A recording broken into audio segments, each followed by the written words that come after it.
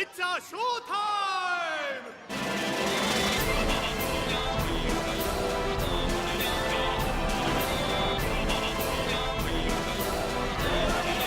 Satoshi Kon's work is recognized by many to be some of the best animated films to come from Japan.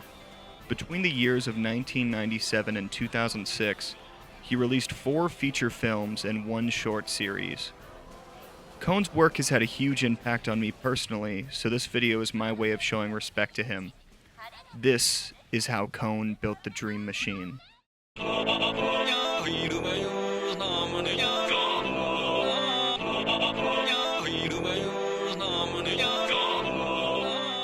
Before directing, Satoshi Kon was a manga artist. During his time in college, Kon debuted his own manga series, Toriko, in 1984. Kon made his debut in animation in 1991, working as an animator and background artist. He expanded to script writing on the 1992 film Magnetic Rose. This was the first piece of work to show off Kon's obsession with blending dreams and reality. In 1993, he worked on the OVA of JoJo's Bizarre Adventure, working as the writer and storyboard artist for a few episodes.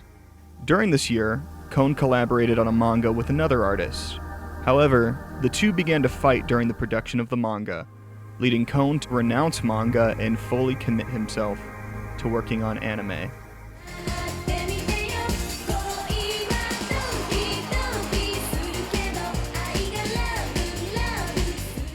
In 1997, Kon released his directorial debut and what many consider to be his magnum opus, Perfect Blue.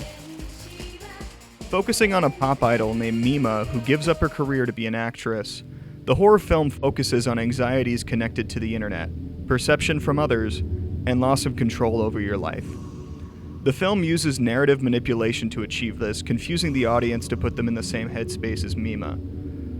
Kon's favorite way to do this is through a match cut, a film editing technique where one shot transitions to another by matching a visual element, like a shape, movement, color, or composition, so the two images are connected. We see this many times in Perfect Blue, match cutting between film sets and Mima's life. The film blends fantasy and reality into one, switching back and forth between the two until it's impossible to tell what's real and what's fake. Satoshi Kon visits this idea in all of his films, but here you see it at its darkest. Mima's anxiety manifests into an alternate self who tries to kill her and take her place. Perfect Blue is one of my favorite horror movies of all time. It's one of those films that just gets better every time you rewatch it.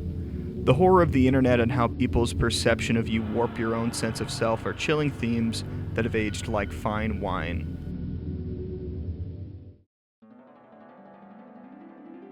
After finishing work on Perfect Blue, Kon had planned to adapt a novel called Paprika into a film. This plan fell through when his parent company went into bankruptcy. Kon's second film, Millennium Actress, was released in 2002 by Go Fish Pictures, a company owned by DreamWorks. The film is centered on a retired actress recounting her life during the best times of her career. The film is a love letter to cinema and growing old. Most of the film is the actress, Chiyoko, our main character, recounting her yearning love for a painter she waited decades for, while a documentary crew captures her story. The film hops in and out of reality at a breakneck pace as Chiyoko relives her entire life. It's a heartbreaking movie. After all, what I really love is my pursuit of him.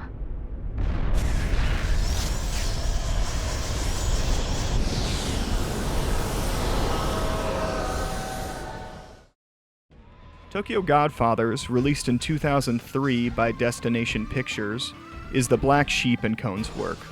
The movie focuses on 3 homeless people finding an abandoned baby on Christmas Day. Here we see Kon's artistic style at its prettiest thus far, giving a beautiful depiction of Tokyo City. One of my favorite things about Kon is how he draws faces. No matter if you're supposed to view the character as ugly or beautiful, the same amount of effort is put into designing these characters. This is highlighted by the 3 protagonists of the film, Jin, Hana, and Miyuki. The film sheds a very sympathetic light towards outcasts in Japanese society, giving a large amount of focus on the homeless and queer people, which was very ahead of its time for 2003. How these depictions hold up to a modern lens is debatable, but the attempt feels genuine and from a good place. This film is the most different from Kon's other works, lacking his signature blending of fantasy and reality, with the exception of one or two short scenes. Instead, the film introduces the ideas of miracles bringing people together, nicely tying in with the Christmas themes. Paranoia Agent, released in 2005 in America by Adult Swim, is a 13-episode series detailing a psychological phenomenon in a section of Tokyo. Various people report being attacked by a small child on roller skates wielding a bat. This child is dubbed Lil Slugger.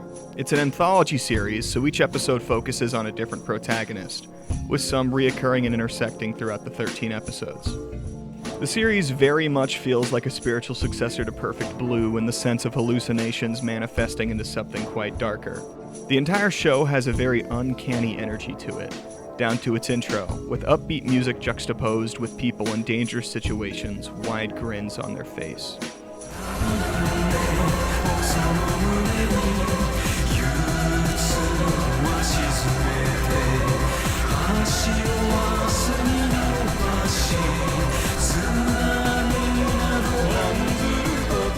It's a fantastic psychological thriller that disturbed me on my first watch, and I would recommend it to anybody with an interest in horror. Paprika was the first Satoshi Kon film I had seen. I watched it in 2022 during the pandemic. The film came out in 2006, distributed by Sony Pictures. On my first watch, I didn't like the movie very much. I thought the animation was beautiful, but the story was nigh incomprehensible, and the ending was disappointing. I didn't know it at the time, but that film would be the gateway drug to one of my favorite directors. Paprika focuses on psychologists who have done the impossible. They've invented a machine that lets a person jump into people's dreams. This machine is called the DC Mini. After the technology is stolen by what the film calls a dream terrorist, dreams begin to leak out from the machine, overrunning and destroying the city. Atsuko and her dream alter ego Paprika have to work together to stop the DC Mini. In many ways, Paprika feels like the final step towards what Kon had been striving for in his movies. The previous films touched on the ideas on how dreams shape our reality, but Paprika asks a hard question. What does that actually mean? The film refuses to give a committal answer. Atsuko and Paprika as characters represent both sides of the idea. Atsuko is reality and Paprika is a dream. The contrast between these two sides of the same person is the core of the film. At the end, they fuse together, reality and dream conjoined. In Kon's own words, he had finally achieved what he had always imagined. In just 7 years, he had made his dreams a reality. What could possibly come after? How many dreams did this man have left to give?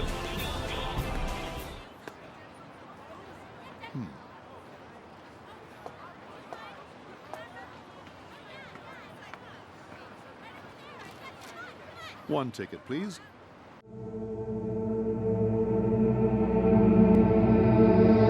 Dream Machine is a film that does not exist. Dream Machine entered production in 2009.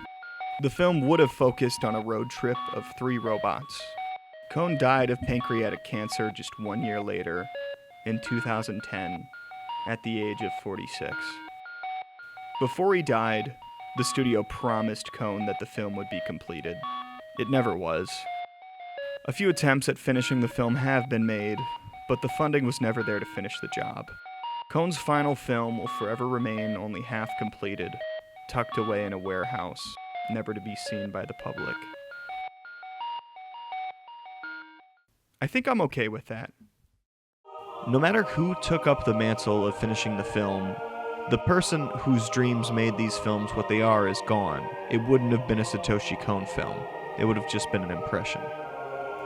Kon was an incredible artist that was taken long before his time, but he made 5 different pieces of art, all great in their own right, before dying. While Satoshi Kon the man is gone, his ideas live on in his films and in the memory of people who have connected to his art.